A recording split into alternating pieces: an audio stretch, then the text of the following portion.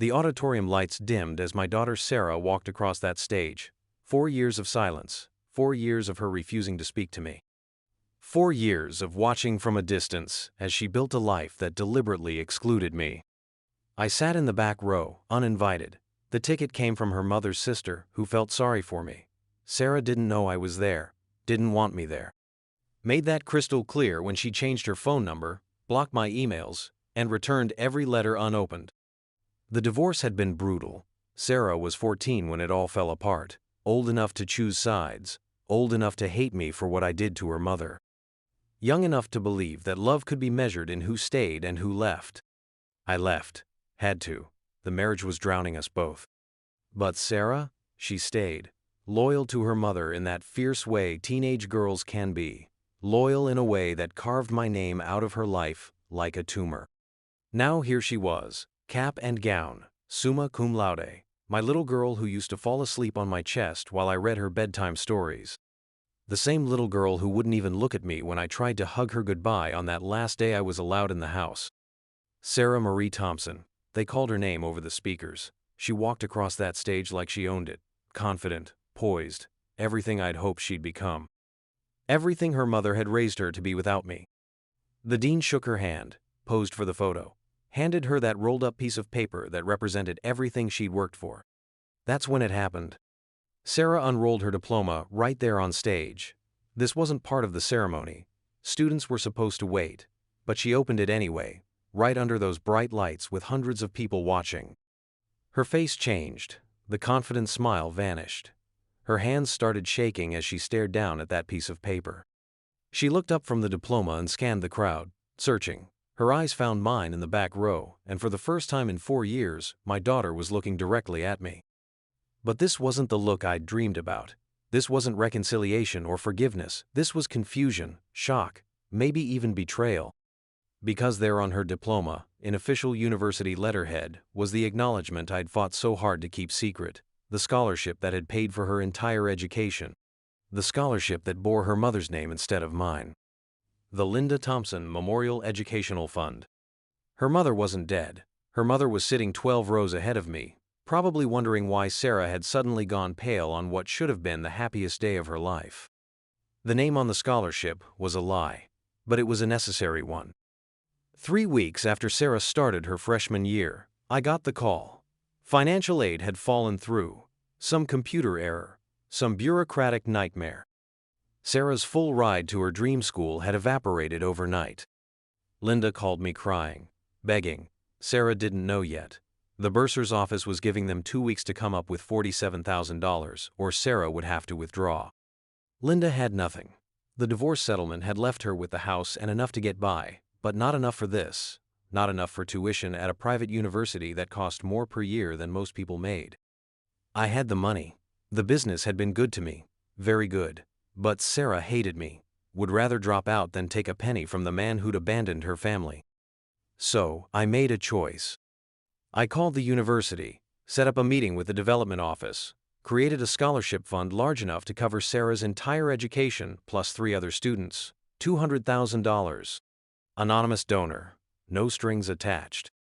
But I couldn't just call it an anonymous scholarship. Sarah was smart. She'd ask questions, dig deeper, figure out it was me. So I named it after her mother, the woman Sarah still trusted, still loved, still believed in. Linda never knew. I made sure of that, told her I'd found some other way to help. Some favor called in with an old college friend who worked in admissions. Linda believed it because she needed to believe it. For 4 years, Sarah had been getting financial aid letters thanking her for being a recipient of the Linda Thompson Memorial Educational Fund. For 4 years, she'd believed her education was somehow connected to her mother's name, her mother's legacy. She had no idea her father had been paying for everything. Standing there on that stage, diploma trembling in her hands, Sarah was putting it together, the scholarship that had mysteriously appeared when her aid fell through. The fund that bore her mother's name but somehow felt too convenient, too perfectly timed. Her eyes stayed locked on mine across that crowded auditorium. I could see her mind working, calculating, remembering. The other graduates kept moving across the stage behind her. The ceremony continued, but Sarah stood frozen, holding that diploma like it had burned her. She knew. College had changed her. 4 years away from her mother's constant narrative about what kind of man I was. 4 years of growing up, thinking for herself, maybe starting to question the story she'd been told about why her family fell apart. Maybe she'd already been having doubts. Maybe this was just the final piece of a puzzle she'd been working on for months. Or maybe this was a complete shock. Maybe she'd never questioned anything, and now her entire worldview was cracking open right there under the graduation lights. Either way, she knew. Sarah finally moved, walked off the stage. But instead of heading toward the area where families were gathering for photos, she came straight back toward me. People were standing up, hugging, crying happy tears. The formal ceremony was over. But Sarah pushed through the crowd like she was walking underwater, determined but struggling. I stood up as she approached, tried to read her expression. Anger, gratitude, confusion, all three? She stopped 3 feet away from me, close enough to talk without shouting over the celebration around us, far enough away to maintain the distance she'd kept for 4 years. "How long?" she asked. Her voice was different, older. The last time we'd really talked, she was still a child. Now she was a woman, college, educated, independent, strong in a way I hadn't expected. 4 years, I said, since freshman year. She looked down at the diploma again. Read the acknowledgement line about the scholarship. Read her mother's name printed there in official university formatting. Mom doesn't know. It wasn't a question. She'd figured that out too. No, she thinks I called in a favor, some old connection. Sarah's eyes came back up to mine. I tried to see forgiveness there, tried to see love. Mostly, I saw exhaustion. Why her name? Why not anonymous? This was the question I'd been dreading for 4 years. The question that revealed just how calculated my deception had been. Because you would have asked questions about an anonymous scholarship, you would have investigated. You're too smart not to dig deeper. I paused. But you trusted anything connected to your mother. I knew you'd accept it if you thought it came from her. The words hung between us like an accusation. Even my generosity had been manipulative. Even my love had been a lie wrapped around a good deed. You've been paying for my education this whole time. Everything. Room and board, tuition, books, everything. Yes. While I refused to speak to you, while I sent back your birthday cards, while I told everyone you were a deadbeat who walked away from his family. The pain in her voice was sharp. But it wasn't the pain of betrayal, it was something else, something that sounded almost like guilt. Yes. Around us, families were taking pictures, parents were crying proud tears, graduates were hugging siblings and grandparents, normal graduation moments. The kind I'd imagined having with Sarah back when I still believed our relationship could be repaired. "Why?" she whispered. "Why would you do that? Pay for everything while I treated you like you didn't exist?" This was it. The question that got to the heart of everything. The question that had no good answer, because love doesn't always make sense. Because being a parent means showing up even when you're not wanted. Because you're my daughter. Because I wanted you to have the education you deserved. Because I failed you in a lot of ways. But I wasn't going to fail you in this one. She was crying now. Not the angry tears I remembered from our last fight. These were different, complicated. "I said terrible things about you. To Mom, to my friends, to my roommates. I told people you abandoned us, that you didn't care about anything except your business. I know. I was so angry, for so long. I thought you just walked away and never looked back." The graduation crowd was thinning out around us. Families were heading off to celebration dinners. But Sarah and I stood there in our bubble of 4 years' worth of misunderstanding finally being confronted. "I looked back every day," I said. "Every single day." She sobbed then. Really sobbed. The kind of crying that comes from years of carrying around wrong assumptions, from years of hating someone who didn't deserve to be hated, at least not entirely. I wanted to hug her, wanted to close the distance she'd maintained, but I didn't move. She was in control now. She got to decide what happened next. "I wrote you letters," she said through tears. "Freshman year, when things got hard and I was homesick and scared. I wrote you letters and never sent them because I was still so angry. I wrote you letters too, sent them all, you returned them unopened. I know. I kept them anyway. Never opened them, but I kept them. They're in a box in my apartment." This was information I didn't know what to do with. Sarah had kept my letters. 4 years of returned, unopened correspondence, and she'd saved every one. Why? I asked. I don't know. Maybe because some part of me knew I was wrong about you. Maybe because I wasn't ready to hear what you had to say, but I wasn't ready to throw away the possibility that someday I might be. People were staring at us now. A father and daughter having an emotional breakdown in the middle of a graduation celebration. But I didn't care.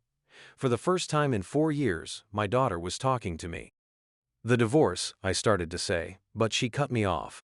I know it wasn't your fault, not entirely. I'm old enough now to understand that marriage is complicated, that people can love each other and still not be able to make it work. This was growth. 4 years of maturity. 4 years of seeing her friends' parents' relationships fall apart for reasons that had nothing to do with blame or fault. Your mother is a good woman. The problems we had weren't about good and bad. They were about compatibility. About two people who wanted different things and couldn't find a way to bridge that gap. Sarah wiped her eyes with the back of her hand, smeared her graduation makeup, but she didn't seem to care. She's been dating someone for 2 years. Did you know that? I didn't know that. Linda and I hadn't spoken since the divorce was finalized, except for a few brief conversations about Sarah's well-being. Are you okay with that? I'm happy for her. She deserves to be happy. She was miserable for the last few years of your marriage. I was too young to understand it then, but I can see it now when I look at old photos. She looks tired, sad, like she was trying to hold on to something that was already gone. The honesty was brutal, but it was also healing. Sarah was seeing our family's history with adult eyes instead of a teenager's black and white worldview. I was miserable too, but leaving felt like the worst thing I'd ever done. It felt like abandonment.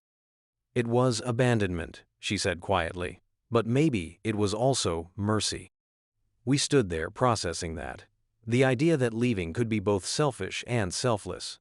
That sometimes the most loving thing you can do is admit that your presence is causing more harm than good. The scholarship, she said, looking down at the diploma again. How did you set it up? The details. I want to know everything. So I told her. The emergency call from her mother. The scramble to find a solution before Sarah had to withdraw. The careful construction of a fund that would provide for her education without revealing my involvement.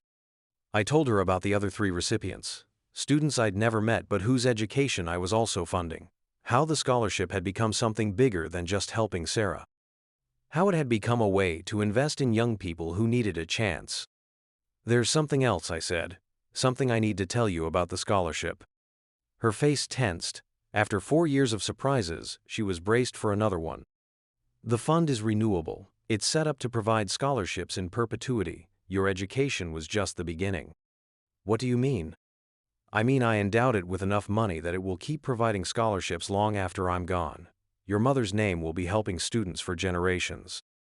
The weight of this settled over her. The scholarship wasn't just about her education. It was about creating a legacy in her mother's name, a legacy that would outlast all of us. Does Mom still not know? She doesn't know, and I'd like to keep it that way, unless you feel differently. Sarah thought about this. I could see her working through the implications. Her mother could take credit for something she didn't do. Or her mother could learn that her ex-husband had created a monument to her while she spent 4 years not knowing it existed. I think we should tell her. Not today, not here, but soon.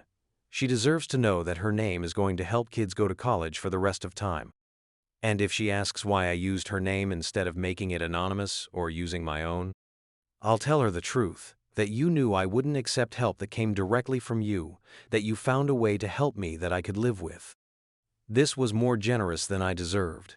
Sarah was offering to be the messenger for a truth that might reflect poorly on her own stubbornness. That took courage. Are you angry? About the deception? She considered this seriously. I could see her weighing her emotions, trying to separate her immediate feelings from her longer-term understanding of what I'd done. I'm angry that it was necessary. I'm angry that I was so stubborn and self-righteous that you had to lie to help me. I'm angry that I wasted 4 years refusing to talk to the person who was making my education possible. And I'm grateful. Grateful that you found a way to help me even when I was being impossible. Grateful that you cared enough to make sure I could stay in school, even though I was treating you terribly." The auditorium was almost empty now. The maintenance crew was starting to clean up. Our emotional reunion was taking place among scattered programs and forgotten flower arrangements. "I need to go find Mom," Sarah said. "She's probably wondering what happened to me. Why I didn't come to the family gathering area." "Of course, don't let me keep you from your celebration." I started to turn away, but she stopped me. "Dad." The word hit me like a physical blow. 4 years since I'd heard her call me Dad.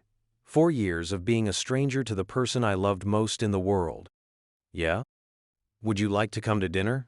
Tonight? With me and Mom and Aunt Janet. I know it's last minute, and I know it might be weird, but I think we've all been weird long enough." This was more than I'd hoped for. More than I'd imagined when I snuck into the back row of her graduation. "Are you sure? I don't want to intrude on your day." "You're not intruding. You're my father. You paid for me to be here. The least I can do is buy you a graduation dinner." "I'll pay for dinner," I said quickly, and she laughed. It was the first time I'd heard her laugh in 4 years. The sound was like sunshine after a long winter.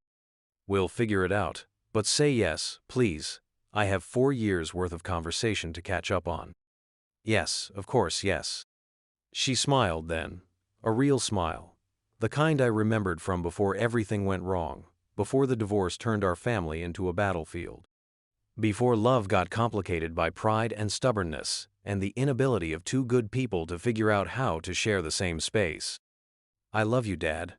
I never stopped loving you, even when I was too angry to say it."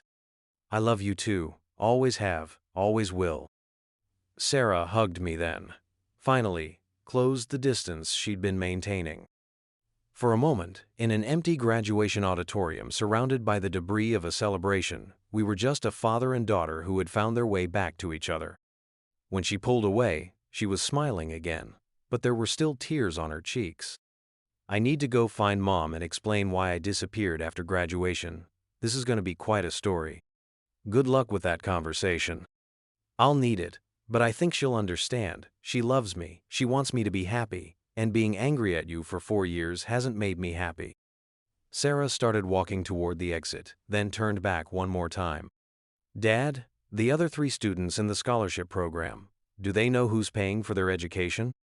"No, it's completely anonymous for them." "Good. They should get to focus on their studies without worrying about who to thank or how to repay anyone. They should get to just be students."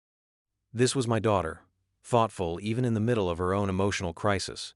Thinking about other people even while her worldview was being reconstructed. "I'm proud of you," I called after her, "not just for graduating, for who you became while you were here, for the woman you turned into when I wasn't looking.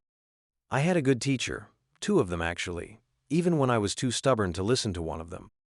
She waved and walked out of the auditorium, leaving me alone with 4 years' worth of relief flooding through me. The maintenance crew was working around me now, folding chairs and sweeping up the scattered remnants of hundreds of families celebrating their children's achievements. I should leave, let them do their job. But I stood there for another few minutes, processing what had just happened.